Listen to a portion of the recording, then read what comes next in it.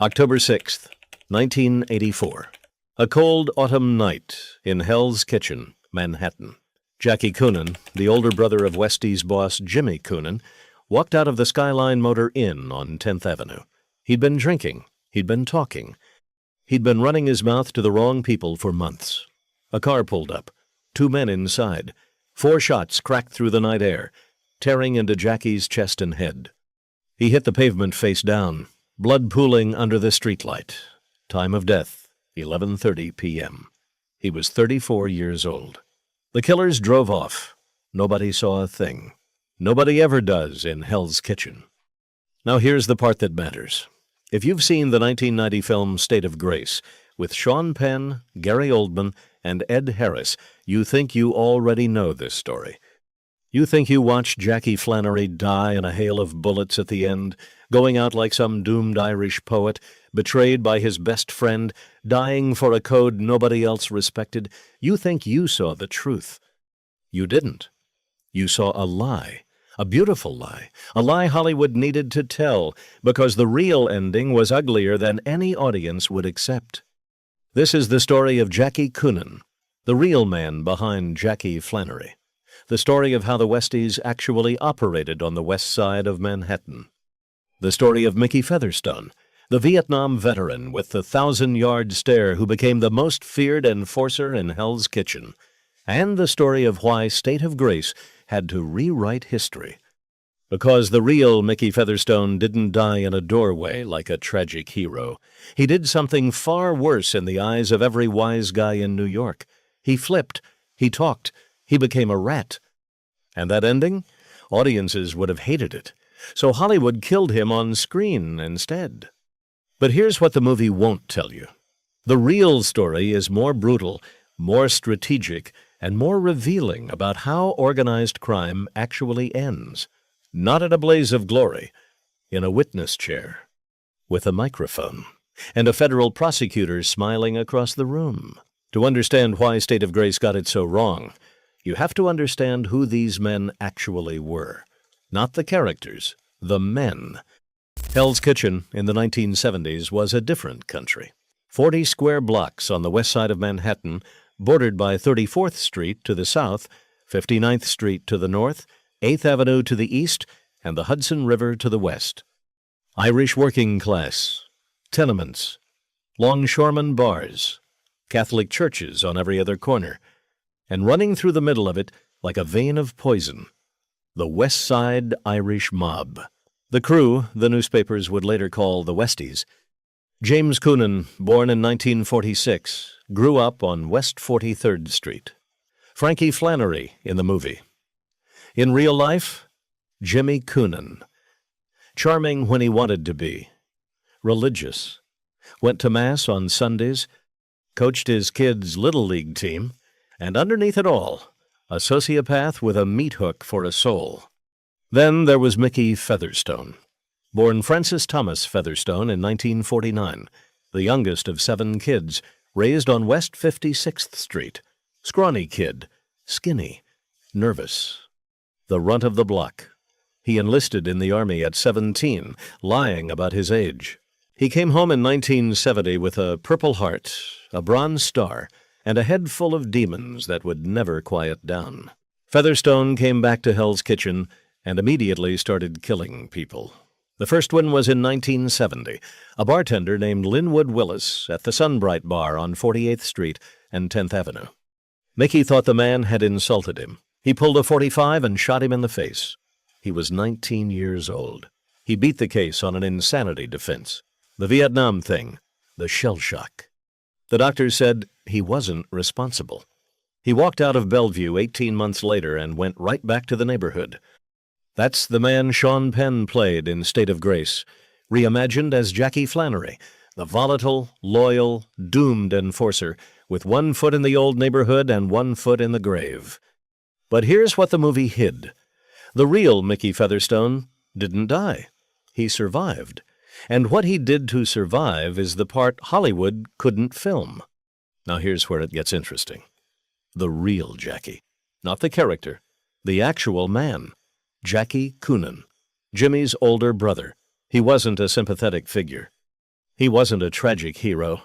He was a screw-up, a drunk, a guy who couldn't keep his mouth shut, while Jimmy was building the Westies into a feared crew that earned millions through extortion, loan sharking, hijacking, and murder for hire. Jackie was getting drunk in the Landmark Tavern on 11th Avenue and 46th Street, telling stories he had no business telling. By the early 1980s, the Westies were running Hell's Kitchen like a private kingdom. They were earning serious money. Estimates from federal investigators put their annual take at over $5 million by 1983. Loan sharking alone brought in $200,000 a month. They controlled the unions on the piers. They controlled the construction sites. They controlled the bars. And they had a working alliance with the Gambino crime family. Paul Castellano himself had blessed the relationship. The Westies provided muscle, contract killings, and what Castellano called specialty work. In return, the Italians gave them protection and a piece of bigger scores. The arrangement worked like this. The Gambinos would identify a target, maybe a businessman who owed money, maybe a rival they couldn't openly hit. They'd hand the contract to Jimmy Coonan. The Westies would take the job. The standard fee was $25,000 per hit. The body would disappear forever, because the Westies had a method nobody else used. They cut the bodies up in bathtubs, dismembered them with butcher knives and meat saws, drained the blood, wrapped the parts in plastic, distributed them across the 5 boroughs in different garbage bags on different nights. No body, no case. That was Jimmy Coonan's philosophy. He'd say it openly. No body, no homicide. The cops can't charge what they can't find. Featherstone was the trigger. Coonan was the planner. And between 1975 and 1984, federal investigators believe the Westies were responsible for somewhere between 30 and 60 murders. The exact number will never be known, because most of those bodies are still missing. 40 years later, still missing. So what happened to Jackie? The real Jackie? In State of Grace, Frankie Flannery, played by Ed Harris, kills his own brother Jackie because Jackie's a liability. The character of Jackie has become a drunk, a loose cannon, a guy who's drawing heat from the Italians. So Frankie does the cold calculation. Family or business, he chooses business. He has Jackie killed. That part the movie kind of got right, sort of, but the killer wasn't Jimmy Coonan, and it wasn't Mickey Featherstone. The hit on Jackie Coonan in October 1984 was actually carried out by outsiders. Some accounts say it was retaliation from a rival faction. Some say it was personal, over a debt, over a woman, over something Jackie had said in a bar 3 weeks earlier. What's documented is this. Jackie Coonan was shot to death outside the Skyline Motor Inn on October 6, 1984. The case was never solved.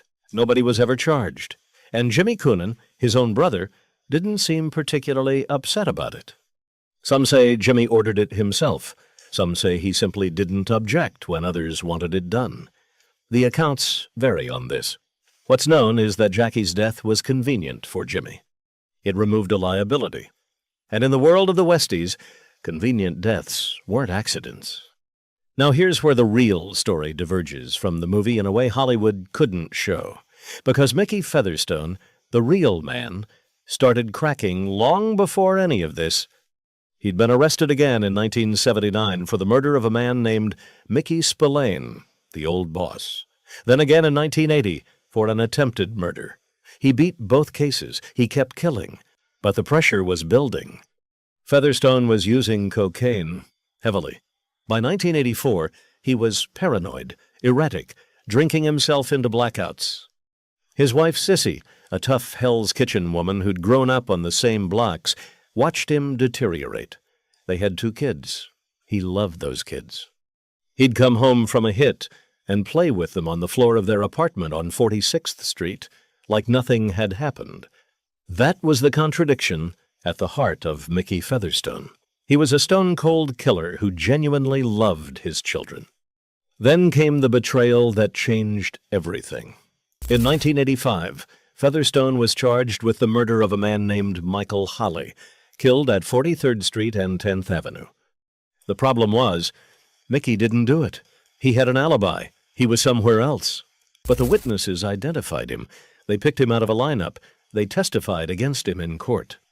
And Mickey Featherstone, sitting in that courtroom, listening to neighbors he'd known his whole life lie under oath, putting him away for a murder he didn't commit, came to a terrible realization. Jimmy Coonan had set him up. Jimmy had arranged for the witnesses to finger Mickey because Mickey was becoming a problem.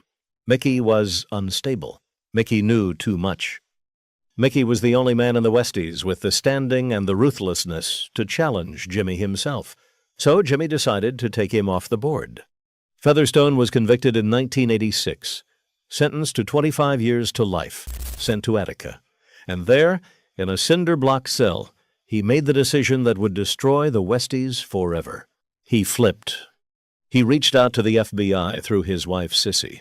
He told them everything, every body, every hit, every payoff, every Gambino connection. He named Jimmy Coonan as the boss. He named Kevin Kelly. He named Kenny Shannon. He named Edna Coonan, Jimmy's wife, who'd been laundering money through the family bar. He gave them names. He gave them dates. He gave them locations of bodies. Some they found, some they never did. And here's the part that would have ruined State of Grace as a movie.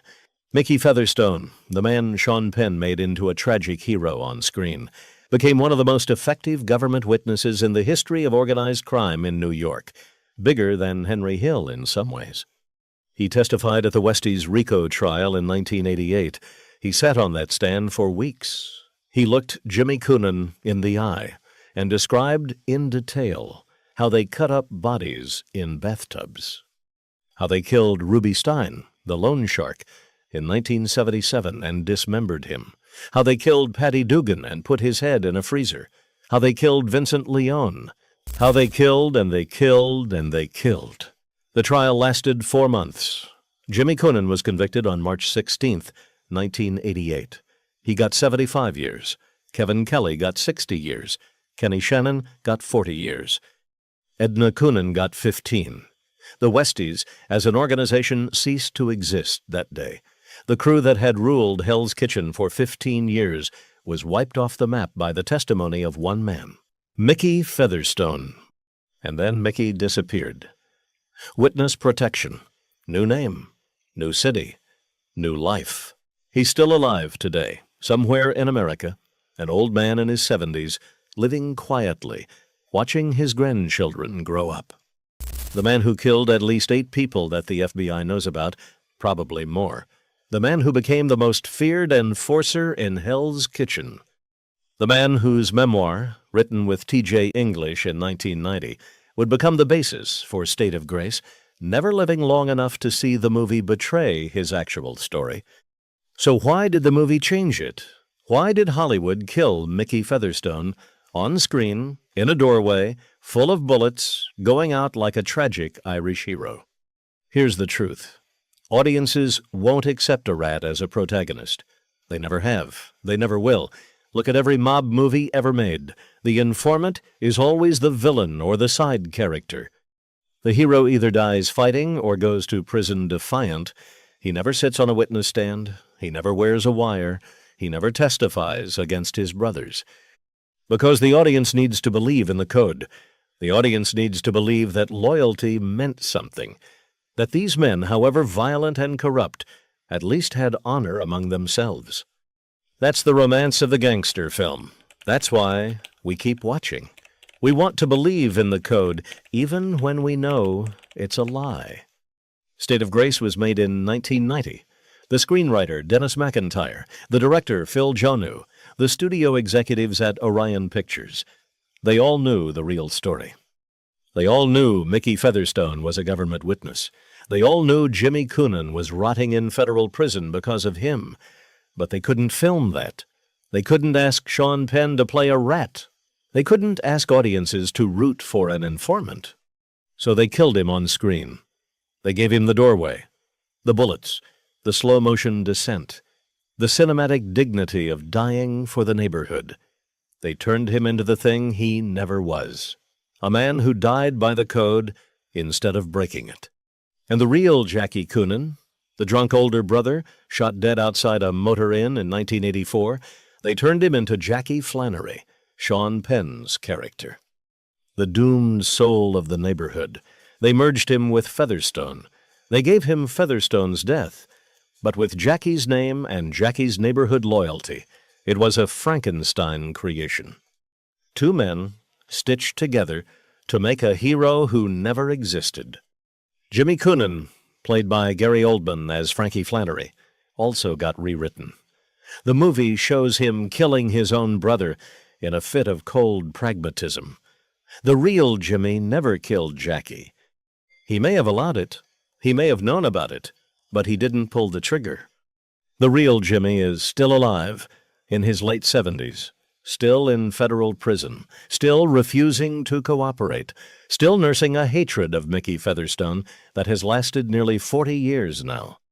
There's a story that came out years after the trial, a story about Jimmy Coonan in his cell, watching State of Grace on a contraband VHS tape that someone smuggled into the prison. The other inmates said he watched the whole movie without saying a word. And when it was over, when Sean Penn died in that doorway, Jimmy Coonan reportedly turned to the man next to him and said, "That's not how it ended. That's not how any of it ended." He was right. It ended in a federal courtroom. It ended with a microphone and a sworn oath. It ended with Mickey Featherstone, the most feared enforcer in Hell's Kitchen, calmly telling a jury exactly how many people Jimmy Coonan had ordered killed. It ended with the death of an entire criminal organization, not by police, raid, or rival gang, but by the testimony of one cracked Vietnam vet who decided he'd rather live than die with the secrets. That's the truth State of Grace couldn't tell. The real Westies didn't die in a hail of bullets in some neighborhood bar. They died in the witness room. They died in plea deals. They died in federal indictments stretching across hundreds of pages. They died the way every American crime family eventually dies, not by the gun, by the cooperation agreement. What State of Grace got right was the atmosphere, the bars, the accents, the Catholic guilt, the neighborhood code. Phil Joannou shot Hell's Kitchen with real love and real fear. The performances are stunning. Gary Oldman's Frankie is one of the great mob movie performances ever filmed. Sean Penn's Jackie is haunted and beautiful. The movie is a masterpiece of mood. But it's not history. It's mythology.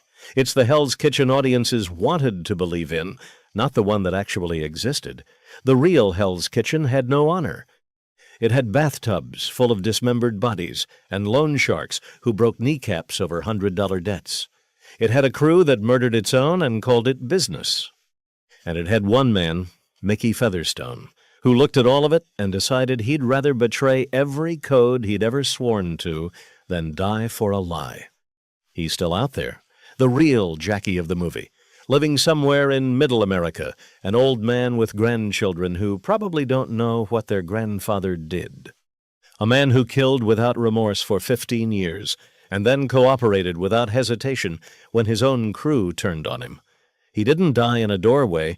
He didn't die for the neighborhood. He gave it all up. The brotherhood, the code, the Hell's Kitchen of his childhood. He gave it all up to save himself. And maybe that's the real lesson of the Westies. Maybe that's why Hollywood couldn't film the truth. Because the truth is, the code never existed. The brotherhood never existed. When the pressure came, they all flipped. They all talked. They all chose themselves over each other. The romance of organized crime is the lie the movies sell. The reality is what Mickey Featherstone did in that federal courtroom in 1988. One man, one microphone, one decision, and an entire empire built on blood and silence collapsed in 4 months. That's the story State of Grace wouldn't tell.